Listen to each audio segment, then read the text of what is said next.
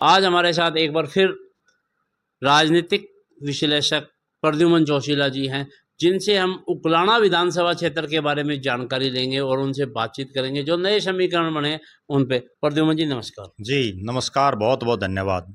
प्रद्युमन जी, उकलाना विधानसभा में लगातार चर्चाओं में और कुछ सोशल मीडिया पे सुनने में आ रहा है वहाँ बीजेपी नए उम्मीदवार उतारने जा रही है, उसके बारे में आप क्या कहते हैं? देखो, निश्चित रूप से जैसे वो हो सकता है, कोई बहुत बड़ी बात नहीं है। नया परिसीमन जब हुआ उसके बाद उकलाना विधानसभा क्षेत्र नया हल्का बना, जिसमें एक बहुत बड़ा इलाका बरवाड़ा विधानसभा क्षेत्र का, बहुत बड़ा इलाका भट्टू विधानसभा क्षेत्र का जो पुराना हल्का था, और जो 2 गांव हैं वो उचाना विधानसभा क्षेत्र के भी उसमें आए। इसके अलावा गिराए विधानसभा क्षेत्र के भी कई जो पावड़ा पंचग्रामी और उसके आसपास के जो गांव हैं वो इस विधानसभा क्षेत्र में आए। यहाँ अगर बीजेपी का हम इतिहास देखें, बहुत बड़ी बात नहीं, वो हो सकता है। उसके पीछे अगर हम इतिहास को देखें, 2009 में भारतीय जनता पार्टी ने वहाँ से नरसिंह सेलवाड़ को टिकट दी। 2014 में नरसिंह सेलवाड़ की टिकट काट करके सीमा गेबीपुर को बीजेपी ने टिकट दी जी। 2019 में सीमा गेबीपुर की टिकट काट करके आशा खेदड़ को बीजेपी ने टिकट दी। और अब मैं बिल्कुल दावे के साथ ये बात कह सकता हूँ कि आज की जो हालात है उसमें आशा खेदड़ बेशक जिला की प्रधान है पार्टी की, उसके बावजूद ये लग नहीं रहा कि वो कहीं जीत के नज़दीक दिखाई दे रही हैं, क्योंकि जिस तरह का परिणाम लोकसभा के चुनाव में आया, वहाँ बीजेपी के जो प्रत्याशी हैं चौधरी रणजीत सिंह वो हारे, और आशा खेदड़ का जो खुद का गांव है, खेदड़ बहुत बड़ा गांव है हल्के का, उसमें चौधरी रणजीत सिंह बुरी तरह से हारे। वो हार चौधरी रणजीत सिंह की ना होकर के, चूंकि आप जिला की प्रधान हैं, आप पार्टी के प्रत्याशी रहे हैं, तो कहीं ना कहीं वो आशा खेदड़ की हार मैं उसको मानता हूं।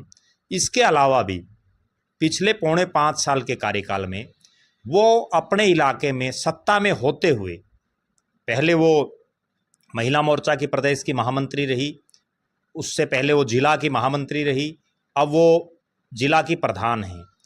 उसके बावजूद उकलाना विधानसभा में विकास के नाम पर वो कोई बहुत लंबा चौड़ा ना प्रोजेक्ट ला पाई, ना कोई बहुत बड़ा कोई इंस्टीट्यूट वहाँ आ पाया, ना वहाँ कोई शिक्षा, स्वास्थ्य, रोजगार से संबंधित कोई भी काम उस स्तर पर वो नहीं कर पाई जिस स्तर पर सरकार में होते हुए एक नेता या नेत्री को करना चाहिए।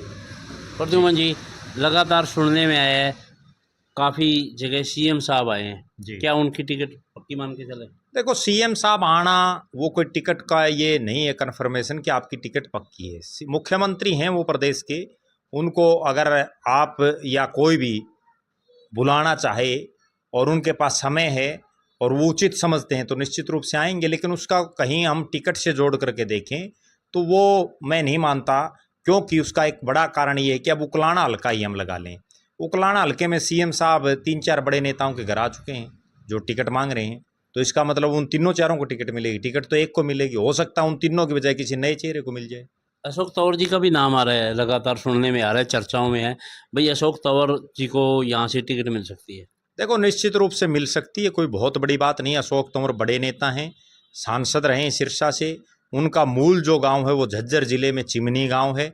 उस चिमनी से आकर के, और चिमनी तो आखिरी बॉर्डर पर है हरियाणा के, दिल्ली के साथ लगता, दिल्ली झज्जर जिला, और दूसरी तरफ जो सिरसा है वो राजस्थान और पंजाब के साथ लगता जिला। जब उनको झज्जर से और सिरसा में टिकट दे सकती है पार्टी, तो उनको उकलाना से भी टिकट दे सकती है, कोई बहुत बड़ी बात नहीं। और उकलाना में वो सक्रिय भी रहे हैं।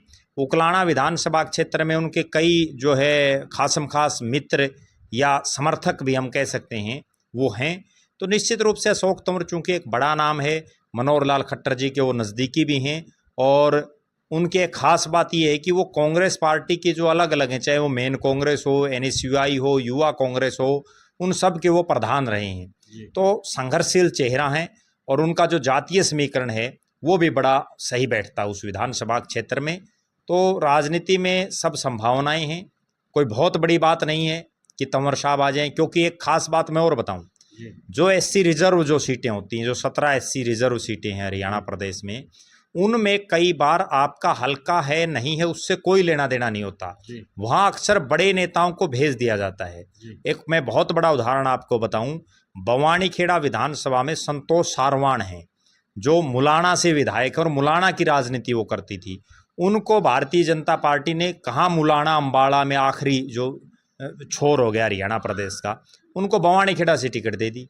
तो राजनीति में सुनीता दुग्गल जो पिछली बार गुड़गांव के पटौदी से तैयारी कर रही थी, उन सुनीता दुग्गल को रतिया से टिकट दे दी पार्टी ने। तो रिजर्व हल्का जो है उसमें बड़े नेताओं को कहीं भी एडजस्ट पार्टी कर सकती है, कुछ भी संभावनाएं हो सकती हैं। प्रद्युमन जी, कांग्रेस में सुनने में आया उकलाना हल्का में अगर कई बड़े चेहरों को टिकट नहीं मिलती है तो वो पलटी मार सकते हैं। देखो, निश्चित रूप से मार सकते हैं, कोई बहुत बड़ी बात नहीं। आप जिनका जिक्र कर रहे हैं, मैं बिल्कुल अगर नाम लेके भी आपको बताऊं तो नरेश सेलवाल की तरफ शायद आपका इशारा है। नरेश सेलवाल की पिछली बार टिकट कटी, वो टिकट जब 2019 में हल्का 2009 में जब पहला चुनाव हुआ हल्के में, तो नरेश सेलवाल को कांग्रेस ने टिकट दी, शैलजा ने टिकट दिलाई और वो चुनाव जीते।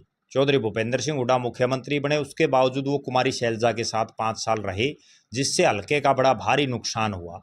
हल्के में विकास के कोई काम नहीं हो पाए। वो उनकी एक राजनीतिक बहुत बड़ी मैं गलती मानता हूँ, क्योंकि जब कोई आदमी मुख्यमंत्री बन गया और आप उसकी पार्टी में हो तो आप मुख्यमंत्री के साथ रहो। दूसरी बात, 2014 में उनको फिर टिकट दी कांग्रेस ने, वो चुनाव हार गई। 2019 में उनकी टिकट कट गई और टिकट कटने के बाद उन्होंने निर्दलीय चुनाव लड़ा। इस बार भी मैं एक बात, तो जिस ढंग की तैयारी नरेश सेलवाल की है उससे मेरा ऐसा मानना है कि वो चुनाव तो लड़ेंगे। अब कांग्रेस उनको टिकट देगी नहीं देगी, इसमें एक बहुत बड़ा सवाल ये है कि कुमारी शैलजा, जहाँ तक मेरी जो समझ है, किसी भी हद तक जा कर के उनकी टिकट कटवाने का काम करेंगी और वो उनको टिकट नहीं लेने देगी, जैसे पिछली बार उनको टिकट नहीं लेने दिया। उसके बाद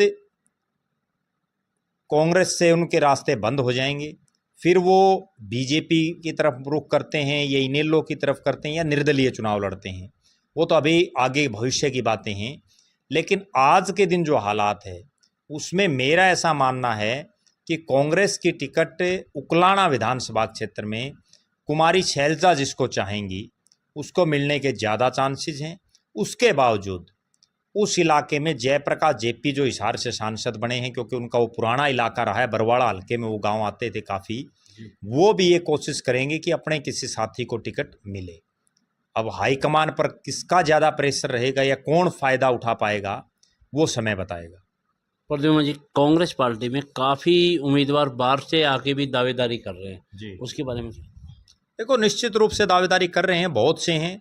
अब एक बहुत बड़ी बात ये हो जाती है, चूँकि हरियाणा में विधानसभा चुनाव के ठीक पहले लोकसभा का चुनाव हुआ और लोकसभा के चुनाव में उकलाना विधानसभा क्षेत्र में कांग्रेस जीती, तो उसके बाद जितने जो कांग्रेस के जो अलग अलग पार्टियों के नेता थे या जो लोग बिल्कुल बिलों में बड़े हुए थे, जो अपने घर बैठ गए थे, वो लोग भी मार्केट में आ गए। उसके पीछे कारण उनको यही था कि अगर टिकट मिल गई तो आप बड़ी आसानी से जीत जाएंगे। लेकिन मैं उन नेताओं को एक बात कहना चाहता हूँ कि लोकसभा और विधानसभा के चुनाव में दिन रात का अंतर है। लोकसभा के चुनाव में 2 ही प्रकार का वोटर था, एक मोदी जी को जिताने वाला, एक मोदी जी को हराने वाला। और जब विधानसभा का चुनाव आएगा तो उसमें अलग अलग समीकरण होंगे, कहीं जातीय फैक्टर होगा, कहीं क्षेत्रीय फैक्टर होगा, कहीं गोत्र का फैक्टर होगा, कहीं इलाके का अलग अलग जो है सिस्टम होगा। तो उस लिहाज से बड़ा कांटे का मुकाबला होगा और हार और जीत प्रत्याशियों के चयन पर निर्भर करेगी। दोस्तों, अभी हमारे साथ थे प्रद्युमन जोशीला जी, जिन्होंने उकलाना विधानसभा के बारे में बताया। ये एक इनकी निजी राय थी। जो संभावनाएं होती है आने वाले टाइम में, कुछ भी संभावनाएं हो सकती है। राजनीतिक किस करवट बदलती है, कौन उम्मीदवार कहाँ जाता है, कहाँ कौन सी पार्टी में मिलता है और क्या होता है, वो तो आने वाला समय ही बताएगा। आप वीडियो को लाइक करें, शेयर करें, कमेंट करें। नमस्कार।